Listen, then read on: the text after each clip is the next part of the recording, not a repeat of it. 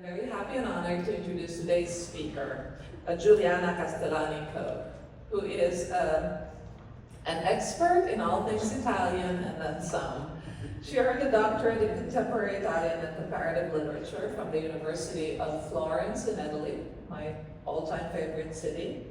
And her early education in Florence focused on classical studies, the Liceo Classico, and emphasized the culture and history of her city. And that is something, so I did my undergraduate, my liceo, my high school and undergraduate work in Europe as well. And it was that emphasis on culture as a whole, combining art and history and literature, and understanding what connects them, which I think is so important, and you will all hear in her talk today. Her published dissertation was on the poetry of Nobel Prize winner Eugenio Montale. Since she's been in the United States, she has here taught Italian language and literature at several universities, including the University of Cincinnati in Ohio and Rosary College in Chicago, Illinois. In Florida, she resides in Palm Beach and serves on several cultural and wellness boards, including the Four Arts Society in Palm Beach, and lectures on topics ranging from current events to Italian literature, to Italian culture and art. And today we are very fortunate to hear her lecture on Sicily and the Normans, Multiculturalism in a Medieval Kingdom. Please help me welcome Giuliana Castellani. Thank you very much for coming. It is certainly my good fortune to be here this afternoon, for which I thank Lisa Marie Brown, who invited me to speak on behalf of the Friends of the Uffizi Gallery, the United States sister organization of the Amici degli Uffizi in Florence, and I certainly also thank Dr. Pina Howard for her comprehensive and most gracious introduction to my presentation today. As for all my previous talks, I wish to express my heartfelt thanks to Michael Martin, who has continued to assist in creating the spectacular visuals on the screen. And I also thank my husband John for being here and for being such a supporter of all my cultural endeavors. I hope that everyone enjoyed the wonderful images of the prelude, highlighting the great points of interest of Sicily and of her exceptional artistic territory, with a background of true classical Sicilian music. The topic of blending multicultural elements of a society into a cohesive and cooperative community of citizens has fascinated me and energized me ever since I came to live in the United States. Many schools of thoughts from ancient Greece told us that history repeats itself as cycles and counter-cycles. In Old Greek, pukroi, kai, anapukroi, not in modern Greek, I'm told, which is as different from Old Greek as Italian is from Latin. The modern Greek would be kiklik and kiklik. And the Roman senator, Cicero, added that history is the teacher of life. History magistra vitae est. This concept helped to explain how civilizations wanted to create a common denominator among their multicultural society members.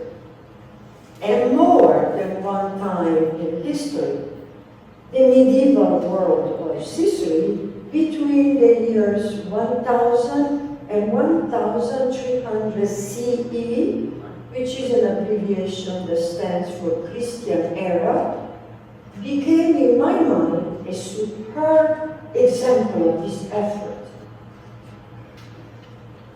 I am also asked to share moments of my personal life that add to the intellectual reasoning which I just explained, to choose topics of history like today's, Sicily and the Normans. Here is the story.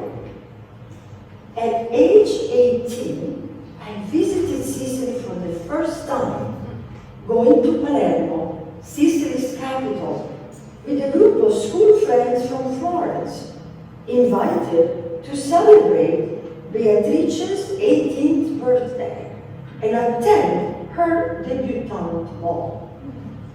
Beatrice was our classmate in Florence, and she carried a number of noble titles, being her mother a marquise from Rome and her father a count from Bologna. Her Sicilian godmother was the Princess of San Vincenzo and stayed in Palermo, the most magnificent social event that anyone had ever seen. The relevance of that evening and the ball was that several years before, the revered Italian movie director Luchino Visconti had filmed a breathtaking 3-hour-long movie with Gattopardo, the leopard, in the same Palazzo Ganci, where Beatrice and her father would dance the midnight waltz in the same center stage salon featured often in the movie. Literally based on the award-winning novel written several years before by the Sicilian Prince Giuseppe Tomasi di Lampedusa and filmed in 1962, the movie had a stellar cast of international actors. Burt Lancaster as the Prince of Salina, the main character, and Claudia Cardinale, the female object of desire, with Alain Delon, her successful suitor, and military hero of the story. None of us, bright, focused students of rigorous Florentine schools, had ever experienced the opulence, the elegance, the sensual beauty of all aspects of grand Sicilian hospitality. Beatrice's godmother, the Princess of San Vincenzo, stood at the top of the grand staircase and shook hands with gloves with everyone arriving. Let me tell you more about that experience. The palace was only lit by candles. From 11 p.m. on, when the event was to start, food and spirits of all colors and flavors were served at every step of the way, and traditional dancing went on until dinner time. The seated multi-course dinner was served on the grounds of the large garden from 2:30 a.m. to 5 a.m. Then groups were broken into engaged conversations everywhere in the parlors, and from 8 a.m. breakfast was served for all the 900 guests that had congregated. The entire experience was unforgettable. And Netflix has caught up with the magnificence of the Gattopardo story and has recreated the movie to be released in a 3-part miniseries on March 5th, 3 days from now. And we can travel back to the 19th century Sicily of the Leopardo, the Gattopardo, the leopard, and all its glamour on the screen. But let us watch the trailer from Netflix, that's all we have for today.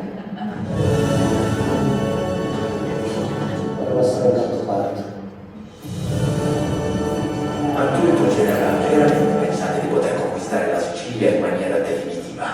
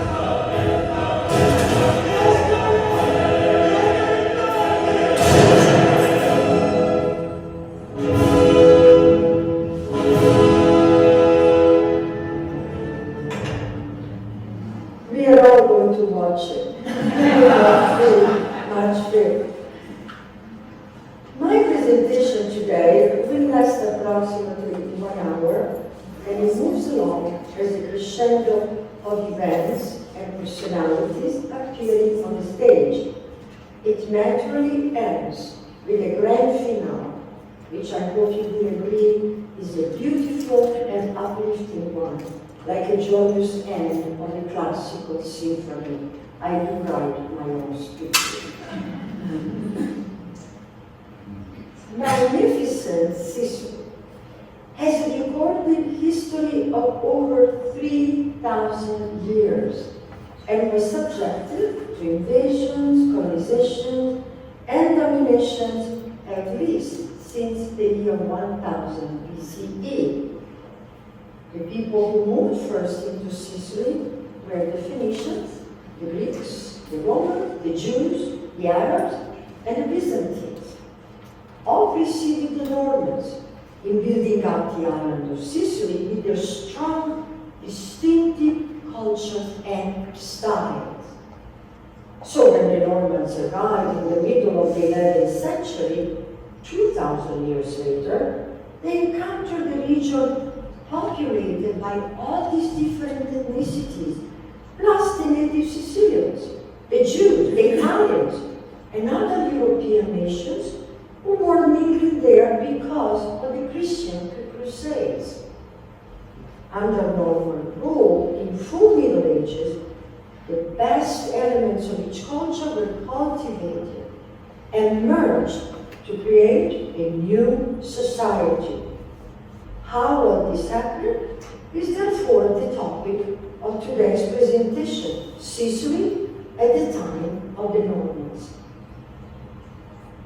The Phoenicians, a nation of the past, originating in today's Syria, were the first to leave the marks of a great Mediterranean civilization in Sicily around 1000 BCE. Again, BCE stands for before Christian era. They navigated the Mediterranean Sea and beyond with deep and curved boats carrying luxury goods like gold, paper, pottery, wine, oil, glass, textiles, and precious metals to the various ports of trade, where they also built religious, commercial, and residential infrastructures. The Phoenicians are credited with the invention of the first phonetic alphabet originating in the Mediterranean. From that, the Hebrew and the Greek alphabets developed very closely, as did the Roman alphabet, which is widely used today. The alphabet facilitated the trade, all the communication and the expansion of ideas around the Mediterranean lands, as it has never happened before. The Phoenicians had strong roots in western Sicily, where they founded the city of Palermo, later the capital city of the Arabs and of the Normans. Almost at the same time, the Greeks arrived in the eastern portions of Sicily, as the red points illustrate. They said that they were navigating toward Spain, toward the sunset, and Sicily and the sunset that they found. This region became known as the Magna Graecia, or Greater Greece, where Greek was spoken and Greek art, architecture, and government structure had spread. But today, visitors flock to Sicily to see the great ruins of ancient Greek Sicilian architecture, which one can find all over the island. The Greeks taught the Sicilians their great art and built their amphitheaters. The importance of theater in Greece was fundamental for the culture, for the transmission of values, of thoughts, and for the understanding of humanity. In Greek Sicily, some of the theaters are still used today, perennial masterpieces of their era. And in fact, the iconic structure of an amphitheater continues to be a pillar of modern architecture around the world. Outstanding examples can certainly be found in the United States, as we can see here in California and in Virginia. Other splendid testimonies of the Greek legacy in Sicily are the temples, which were built in the most beautiful locations of the island. The Valley of the Temples in Agrigent, in the southwest side of the island, is the largest archaeological and UNESCO heritage site in the world, with 7 temples, including the famous one dedicated to Concordia and Juno. One can continue following the red dots to see additional Greek temples in Segesta, and of recent particular interest in Selinunt, where they uncovered the largest archaeological park in Europe, 270 hectares of nature and majestic ruins looking out over the sea. The religious significance of the Greek temple has certainly stood the test of time. Even today, we can see the symbolic transformation of the Greek temple in urban structure that celebrates history and perennial cultural values. A great display is visible in our capital, Washington, D.C. The Supreme Court, the Lincoln Memorial, Smithsonian Portrait Gallery, just to name a few. But the overview of Sicilian contribution to the classical arts would be incomplete without the mention of the statues along with the pottery, the jewelry and other accessories that the island produced in large number. This is the most beautiful slide that I have ever created. It's just so magnificent for storytelling. Well, like all the rest of the Mediterranean regions, Greece and its territories, including Sicily, would soon fall to the Roman Empire. Rome regarded Sicily as one of the most important provinces, as the granary of the empire. It was special property of Emperor Augustus later on in the empire. That means he owned it. And a crucial crossroad of military and mercantile activities in the sea. A governor was appointed to Sicily by Rome in the city of Piazza Armerina, and archaeological discoveries brought to light one spectacular villa that became the Roman governor's residence. Villa del Casale, which is an exceptionally large complex of a family home and servant quarters surrounded by orchards and gardens. A large Roman house, which even had a water-based heating and cooling system, as visible in the center image. Villa del Casale has become world famous because of the mosaics of late Roman age found within it. Mosaics were a Roman favorite form of art. Villa del Casale has entire floors covered with hunting scene depictions of days of domestic and leisure life, all exceptional kept and reading like the history of ancient Roman life. But imagine the surprise of the archaeologists when a new entire floor was discovered in the ladies' wing of the house, showing what could be a contemporary scene of young women at the beach today, wearing the latest styles in bikini, and being so familiar to us today. Isn't this Vogue magazine? The Vanity Fair? Nothing new under the sun. In 476 CE, the Western Roman Empire and its capital, Rome, fell to massive invasion, unstoppable herds of people breaking through the gates and the walls, the defenses. The Eastern Roman Empire, with its capital in Constantinople, today as Istanbul, continued the Roman cultural legacy with another element.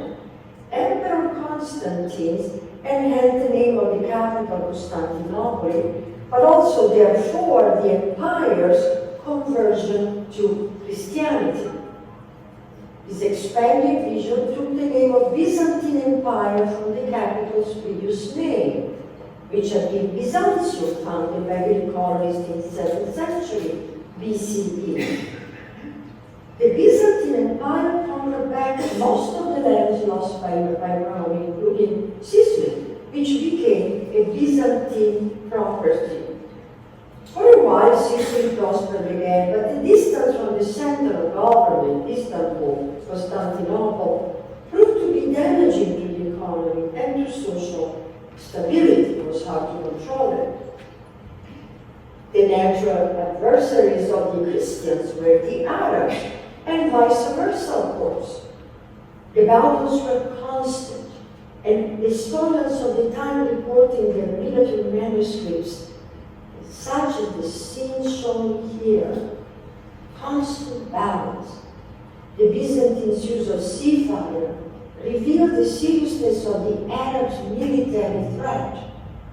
The sea fire was sticky and could adhere to its target and would even continue burning while floating on water. The sea fire was projected with pressurized nozzles at the enemy as an extremely effective and deadly weapon. The Arab expansion into Byzantine territories continued relentlessly and successfully. After the Arabian Peninsula, the Middle East, North Africa, and Spain, by the end of the 9th century, the Arabs had also completed their conquest of Sicily and made Palermo, founded by their Phoenician ancestors, the capital of the island.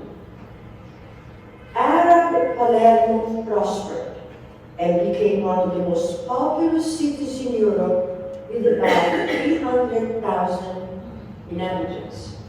The Arabs dominated Sicily for over 200 years, from 827 to 1068, when the Normans conquered the island and brought Christianity back with them.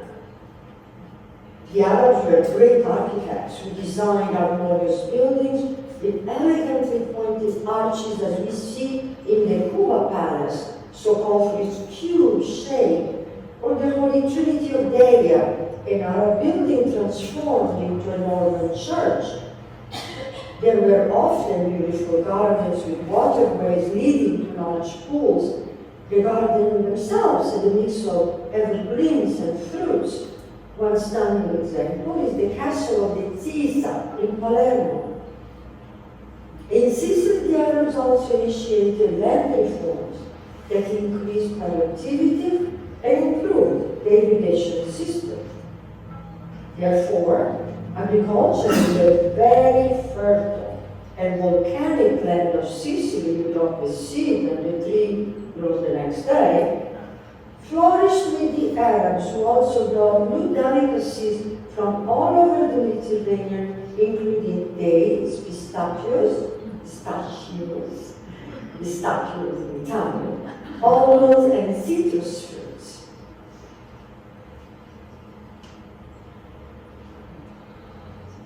At this stage of Western history, religion dominated life.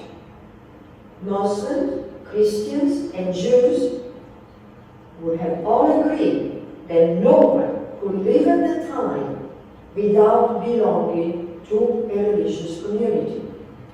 You can see on the screen the dominant religions of the time that we're describing.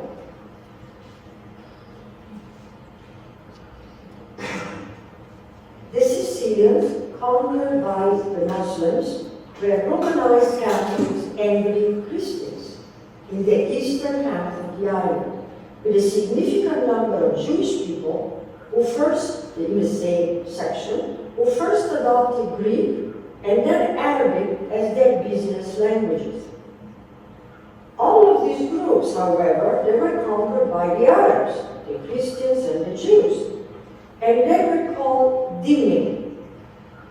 They had very limited freedom of religion and were subject to many restrictions. They had to pay separate and higher taxes to the Muslim administration for protection against foreign internal aggression. Many people converted to Islam to lessen their discomfort, but many dhimmi communities also prospered in Arab Sicily, even after 100 years of Islamic rule, especially in northeastern Sicily. As you can imagine, the Pope was utterly concerned for the Christians of Sicily and their future under Arab domination. The papacy wanted to restore Sicily to Latin Christendom, and even separate the island from the influence of the Greek Orthodox Christians, basically Constantinople, today's Istanbul. Precisely at that time, the Roman called this theatrical moment the Deus Ex Machina, the god that descends from the ceiling of the theater to the machine.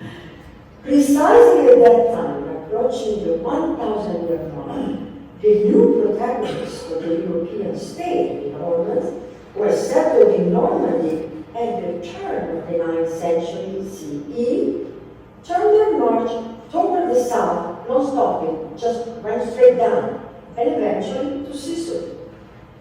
Together, the Pope and the Normans would soon be united by their strong interest to free Sicily from Arab rule, and also from the importance of the Greek Church. Who were the Normans? They originated from Nordic, great seafaring Viking populations who had occupied Norway, Denmark, Sweden, Iceland, and Finland, a region internationally known also today as Scandinavia.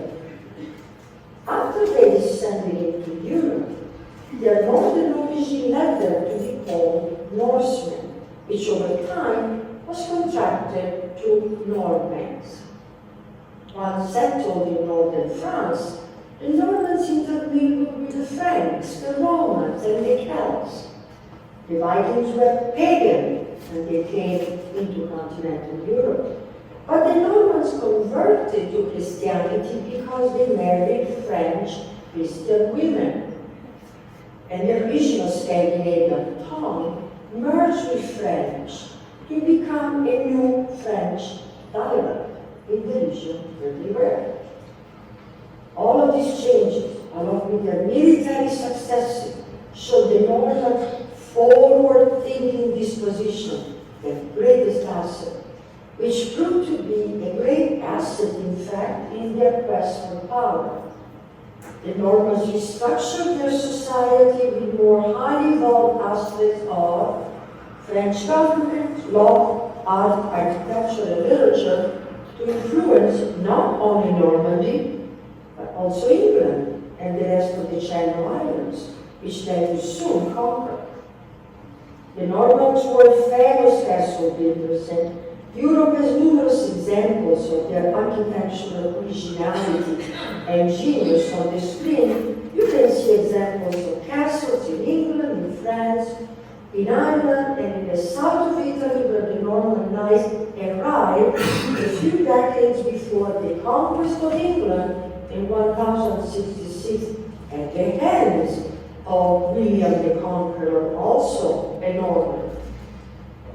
The castle was central and instrumental to the new feudal system of Norman society, which had the king at the top of the pyramid. Christianity, the clergy building cathedrals and convents became a crucial element of the Norman world. In southern Italy, the Normans at first arrived in the late 9th century, almost by chance, as pilgrims. There were lots of pilgrimages in the early Middle Ages, visiting in this case the sanctuary of St. Michael in the hill of the Boots on the peninsula. St. Michael is the protector of all warriors and the favorite Norman saint was found in their manuscripts. This spectacular complex has never been renovated throughout the ages. They've never forgotten, and the Norman knights and warriors decided to stay, and very soon became sought after mercenaries. Their military valor, they were big, strong, Nordic, Scandinavian, Viking, along with a great instinct for diplomacy, was quickly noticed by the orderly nobles of South southern Italy. Big difference. More diplomacy in the north, more permanent in the south. The Normans were strong young men in search of conquest and adventure and refinement. Soon their eyes went to the great island of Sicily, where they first intervened on the side of the Byzantines, that is, the Greek Orthodox Christians against the Muslims. The Norman contingents were crucial to the Byzantine victories from 1038 of Sicily against the Arabs, and soon the Normans devised their own plan to attack the Muslims in Sicily, who had dominated the island since the 800s. The Normans' conquest of Sicily was completed with the taking of the capital, Palermo, in 1072.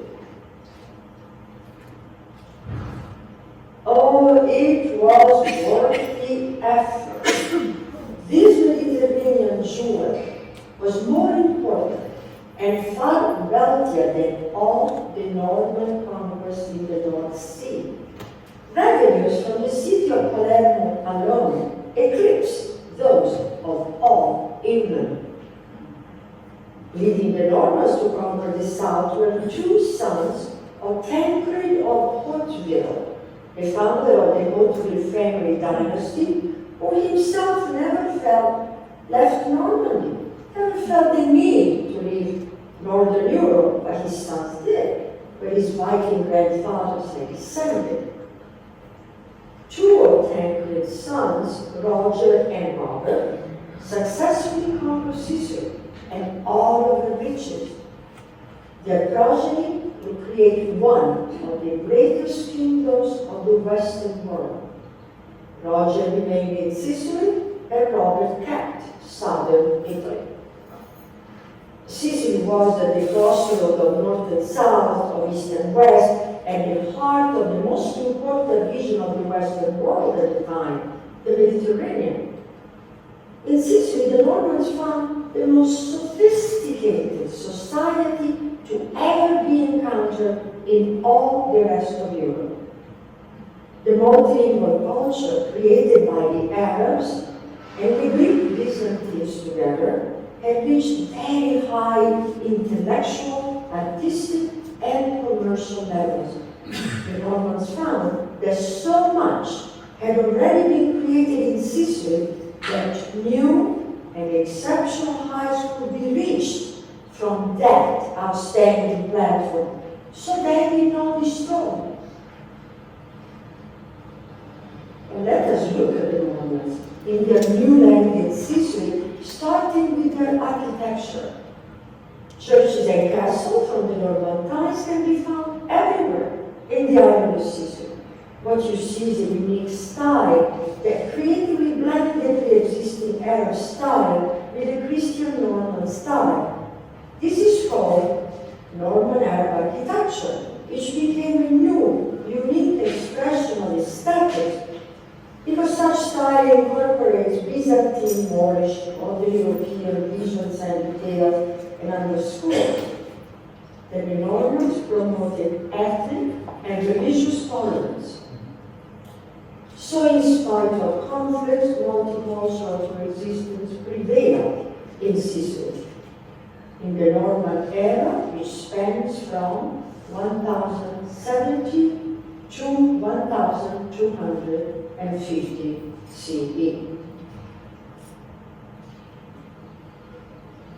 The importance of the Latin and Greek Christian churches was restored, along with full support given by the Normans toward the Arabs and the Jewish people. The Sicilian language strongly developed as its own entity in a medley of Latin, Greek, Arab, Hebrew, and French. In the Northern Sicily became part of Europe, of the currents of European history, and of our own today. It was Sicily's finest hour.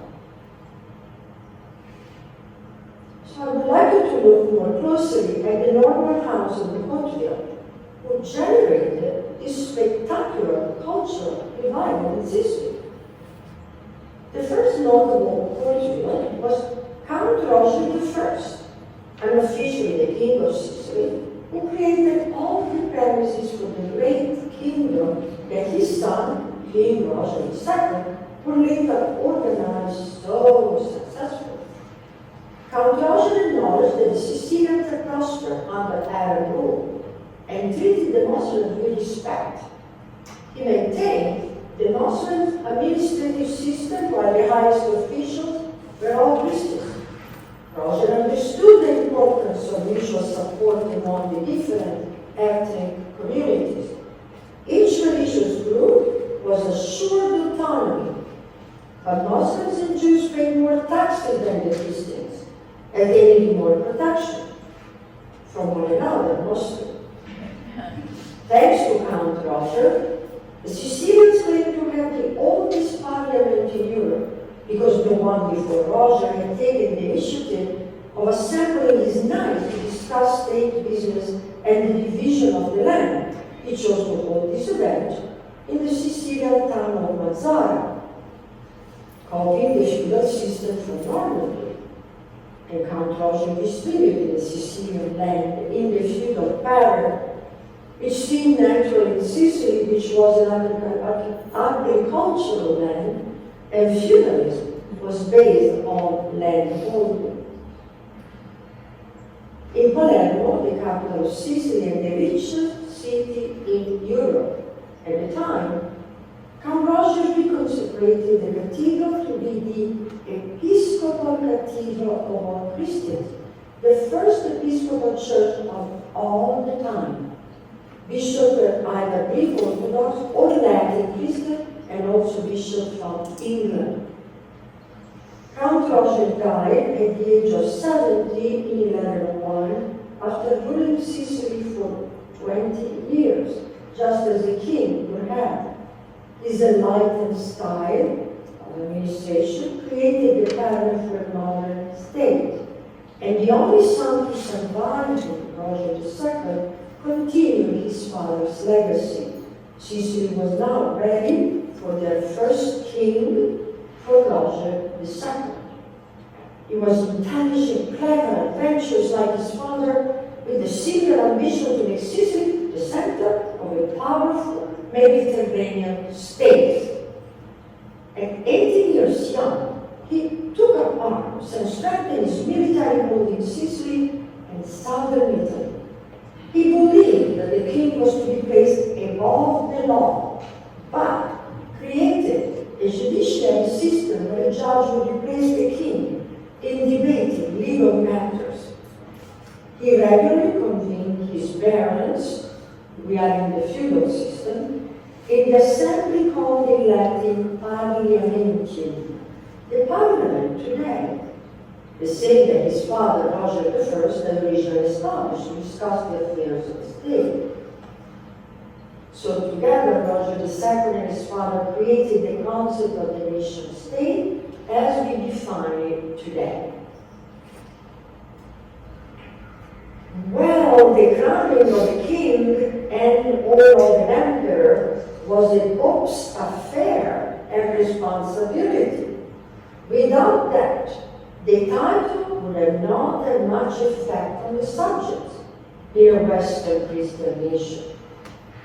At a time where popes and anti-popes would appear simultaneously on the stage of Western Christianity, Roger II received the distinction of being declared king from all the parties. The coronation was performed in splendor in the Episcopal Cathedral of Palermo on Christmas night, 1130. Later, he would command the mosaic portraying no one less than Jesus Christ himself, crowning him, Roger, as king. Afterwards, to honor his coronation, Sicilian workshops of highly skilled Arab artisans designed and created a spectacular mantle, which shows how well the merger of the Arab and Roman culture was occurring in Sicily. Let us hear the description of this masterpiece. This spectacular mantle was designed to be worn on the shoulders and fastened in the front with these shoulder clasps. Several precious gemstones, along with gold filigree and large quantities of pearls, outline the beautiful imagery of the Norman symbol of power, the lion, which has conquered the camel, the symbol of the Arabs in Sicily. Along the perimeter, protection and well-wishes were inscribed in Arabic, while the center of the mantle honors the tree of life.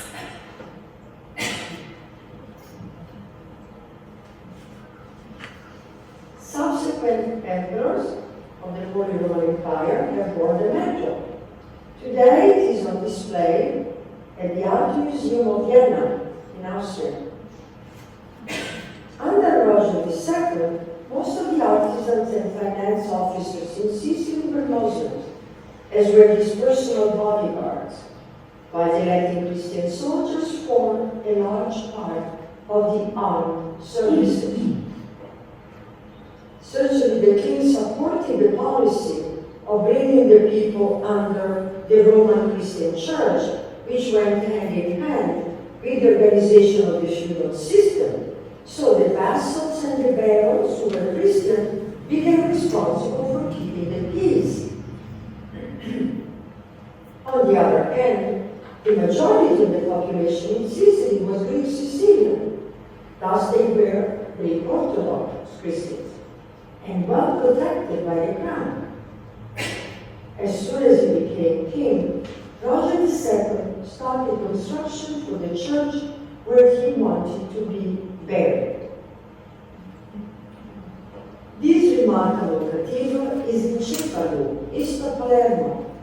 Of significance are the two Norman towers, one spire on the right with frame-shaped merlons, symbolizes papal power, and the other with Ghibelline merlons represent the royal power, equally balanced. Soon after the cathedral in Cefalù, Roger put architects to work in the royal palace of Palermo, creating the Palatine Chapel. The architecture of the most famous chapel in Sicily is Arab and Norman at the same time. The spectacular mosaics are Byzantine, with Christian themes. This perfectly balanced combination of styles reflected Roger II's government, which included clerics from England and Normandy, great Arab scholars, and queens from different regions of Europe, as he was widowed and remarried 3 times. In the same period, Roger also ordered the construction of Christian Greek Rite churches as a sign of admiration for his Greek Orthodox officers. Like the Church of the Lateran, where the previously mentioned crowning of Roger as Jesus is part of the magnificent Byzantine mosaics. In Palermo, under Roger II, all these splendid monuments were created in less than 2 decades. Gifted with an enormous intellectual curiosity, Roger II surrounded himself with scientists, artists, and poets. He had a vast range of interests and explored all fields of learning. In Sicily, the Arabs and the Jews were the most familiar ones with the ancient texts of Greek and Latin traditions. They channeled this knowledge into the medieval world at large, and particularly into the privileged Norman court of Sicily, where an Arab scholar of both science and letters, as well as a cartographer, Al-Idrisi, had settled. Al-Idrisi incorporated the knowledge of the world gathered by Islamic merchants and explorers with the information brought by the Roman voyagers. With this, he created the most accurate map of the world in pre-modern times for King Roger, whom he so much admired. It took 18 years to complete the map with legends written in Arabic and Latin, which showed the entire Eurasian continent with part of North Africa. It was called the Tabula Rogeriana, meaning the map for Roger. Al-Idrisi inscribed it all on a massive disc of solid silver, 2 meters in diameter. For 3 centuries, cartographers copied these maps without any alterations, and Christopher Columbus was inspired by them and used it for his successful explorations. During his long life, King Roger II fulfilled his father's legacy and created his own. Together, father and son had given Sicily its most centralized government since the Roman Empire, and the most efficient one ever. Multiculturalism became the substance and the reality of the new Kingdom of Sicily. Roger II was buried in the Cathedral of Palermo with Christian rites in an Arab-style tomb. Sicily's noble family's appreciation and loyalty to Roger's exceptional cultural success can be seen in one tomb of a Norman Sicilian noblewoman. Shown here on the right, the tomb of the lady who would not choose one language alone to be remembered by, as the monk, Latin, Greek, Arabic, and Hebrew, inscribed on her tombstone. Back to the Portuguese of Sicily, King Roger's son and grandson, William I and William II, did not rise to the genius of Roger himself. That happens in family. William II became known as William the Good simply because he was significantly better than his father, who was William the Bad, and in so many ways. Under him, the island's affairs were ruled by a triumvirate of English bishops. True to his family legacy, he did not suppress the Muslim, the Greek Orthodox, nor the Jews, nor any other minority, and he left us a great monument. This spectacular cathedral complex of Monreale that he commissioned to Arab architects and Christian artists, including Byzantine designers for mosaics, and the church site is called Monreale from the name Mons Regalis, which means the royal hill, where the king loved to go hunting. These images show the intricate composition of Monreale. Arab craftsmen applied geometric patterns to the arches. Byzantine designers created the mosaics of the Old Hebrew Bible and of the New Testament inside, and they mostly took the shape of the Muslim courtyard, while the stylus is reminiscent of a Benedictine abbey. Returning to the Hauteville family, shown in gray are the rulers that followed the death of King William II, all embroiled in a 5-year fighting over the throne, ending with the rise of a princess, Constance, daughter of the great King Roger II, who married no one less than the Emperor of the Holy Roman Empire, the German King Henry VI, in 1184.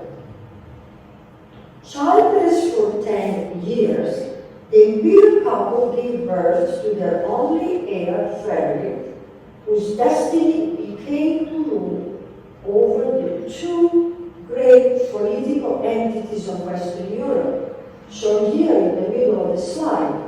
The Holy Roman Empire, comprising Greater Germany and Northern Italy, and the Kingdom of Sicily and Southern Italy.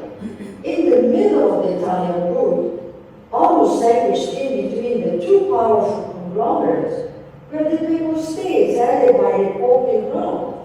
So one can understand the country's political awareness and diplomacy, to say the least. The top left image shows the marriage of Emperor Henry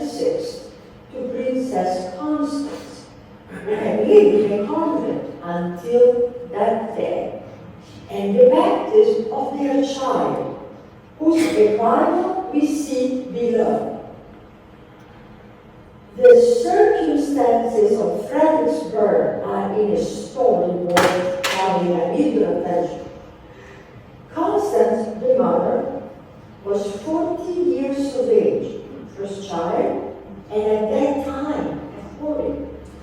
She was traveling from the north back to Sicily while very pregnant. Fearing that birth was imminent and wanting no doubt that the newborn baby was in fact the heir to the empire, she commanded a tent to be set up where she happened to be, in the main square of the central Italian town of Italy. That's where she happened to be, shown here in red on the map, and gave birth in public, surrounded by the clergy, the nobles, the people, and hopefully a few midwives too. She got up right after. Constance with child and her entourage continued on with her travel to meet her husband, Henry, in Palermo. He was now both the Emperor of Germany and, thanks to her, also the King of Sicily, the most powerful man in the planet, certainly in the continent. The child, Frederick, was the second because Frederick the First was his grandfather, the German emperor of the Holy Roman Empire, known as the legendary Barbarossa in the red beard. At 3.5 years of age, after losing his father, young Frederick was crowned king. Frederick's mother, Constance, soon also died. She had just appointed the Pope as guardian of her son, but the boy remained in Palermo, in Sicily, where he grew up, and not in Rome. He refused to go to Rome with the Pope. And quite a childhood this royal lad experienced. Young Frederick would regularly run out of the palace, would not be found for days. But imagine no iPhones, we find my friends, no GPSs, no pagers, telephones. He was lost repeatedly. He loved the streets of Palermo, strong, husky, got constantly into fights, made great friends, some not so good friends, but spoke all the languages spoken in Palermo, ate in the homes of strangers. In the hills of the city, he fell in love with the beauty of nature, and he protected nature all of his life with laws and regulations, with the authority of the king. When Frederick was 14, the Pope chose a Spanish wife for him, Constance of Aragon, considerably older than him. And with the marriage, she became free of the guardianship. Frederick was rebellious against papal authority all of his life, but stood firm in the principles of Christianity, the feudal system. He believed that state and church should be separated, and on a variety of church versus state issues, he was excommunicated several times. I don't know how many times, twice a year. So he received Boca, where he was told that he was no longer in church, down by different popes, and each time was reinstated into Christendom because, well, he was quite powerful. Earthly spiritual tension notwithstanding, in 1220, in St. Peter's Cathedral in Rome, Frederick was crowned the Emperor of the Holy Roman Empire, that is, of most of the Western world. But he made Palermo the capital of all the empire, because his heart was in Sicily. It is quite off-center, Palermo, in relation to the rest of the empire. Therefore, Palermo became the capital of Germany, the Germans, today I know that. With most of Northern Europe and of Italy, he put all of his attention and his personal resources into making Sicily flourish and be great. Frederick had a mosaic of people as his subject: Muslims, Greeks, French, Jews, Normans, Italians, and included them all in his court, making this cultural effort work is the greatest of all the legacies left by Frederick and the Normans to us, their multicultural legacy. The emperor was so modern for his time and so forward-thinking. In 1224, he founded Europe's first state university in Naples, where he subsidized the cost of classes for underprivileged but brilliant young men.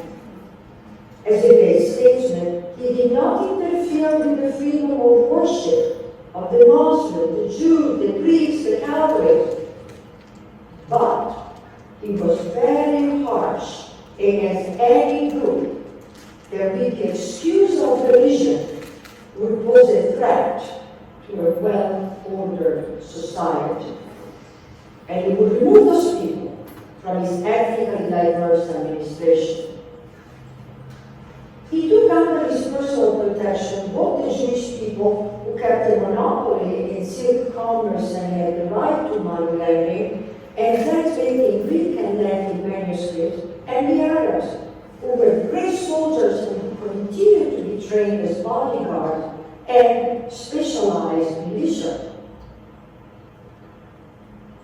Added to his outstanding military skills, Frederick developed a great lifelong passion for hunting with falcons.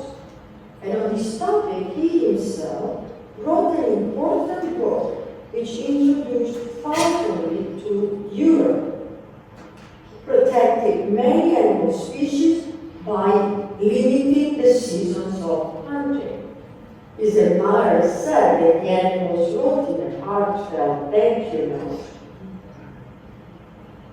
The imperial capital city of Palermo had the most active court life of the time because this emperor became also a patron of the arts. He had a scientific mind and also supported the humanities at the same time, which with the sciences derived mostly from the Greek and Latin classics and the Arabic schools of studies. Frederick single-handedly founded the court poetry circle, which became the first school of literature of his time and of our modern era. Think of this. Everyone in court, including the visiting dignitaries, and including the emperor and his own sons, he had 3 sons, were invited to write love poems in a style of chivalry and a dedication to an ideal, untouchable woman. Doesn't that sound fantastic? That would remain timeless and so created a favorite pastime for the Norman court, even in Britain. Giacomo of Raton was the most famous poet of the Norman court. Let us hear one of his celebrated poems and smile at it. I have set my heart on serving God. I have a place in my heart for God reserved, so that I may go to heaven, to the holy place where I have heard people are always happy and joyous and merry. I wouldn't want to go there without my lady, the one with fair hair and pale complexion, because without her I could never be happy, being separated from my lady. But I do not say that with blasphemous intent, as if I wanted to stay with her. If I did not see her shapely figure and her beautiful face and tender look, since it would greatly comfort me to see my woman shine in glory. This poetic homage to an idealized woman, became famous as the sweet new style, il dolce stil nuovo, which inspired writers for centuries. Since childhood, Emperor Frederick was fluent in Latin, French, German, Italian, Provençal, Arabic, Hebrew, and Greek. Furthermore, this exceptional ruler was fascinated with war machines, fortifications, hydraulics, and to complete the circle with the new, brand new, avant-garde study of anatomy, which was incorporated in the form of 5 years program to become a doctor in the medical school of Salerno, beautiful city south of Naples on the Gulf, and is still here there, the school, as famous as it was. In Frederick's kingdom, physicians were regarded as government-appointed service providers, quite progressive indeed, and similar to socialized medicine. To add to our marvel, Emperor Frederick and his lawyers drew up the first comprehensive code of laws in the Roman time. And the Roman time came from Emperor Justinian in 565 CE. This code of law is called the Constitution of Melfi in 1231 and has been reprinted throughout the centuries. The work expresses the strong monarchic view of central power, but the impressive code also established the separation of the central power from all religious practices, for which the code stated protection. Furthermore, Frederick II formally declared in his constitution that all individuals are equal before the law. Again, this happened in the year 1231. The emperor had a grand intellect and his energy was boundless. He had no peers in all of Europe. He stood apart from the monarchs of all time, and this time for sure. Throughout Europe, he was referred to in Latin as stupor mundi, the wonder of the world. That was the name given to Frederick by all of his peers and subjects. In 1250, with his death, the Norman era ended in Sicily after 4 rulers and approximately 180 years. Of course, Frederick II was buried in the Cathedral of Palermo. We see his tomb in the center image. On the left is a remarkable bas relief of Frederick, found in the shrine of Charlemagne in the Palatine Chapel of the Aachen Cathedral in Germany.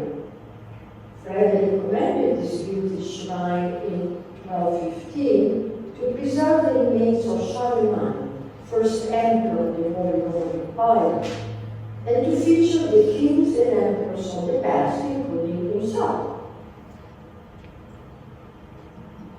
In conclusion, the Sicily of the Normans represents a unique time in history that put an end to many bigoted aspects and divisions of the difficult medieval world. Norman Sicily became an example of tolerance, of enlightenment, of respect for all beliefs that differ from the others. Great powerful nations of today, the United States, Canada, Australia, stand as the epitome of tolerant, protective, multicultural societies. In the medieval era, however, the concept was a novel one, and they launched it.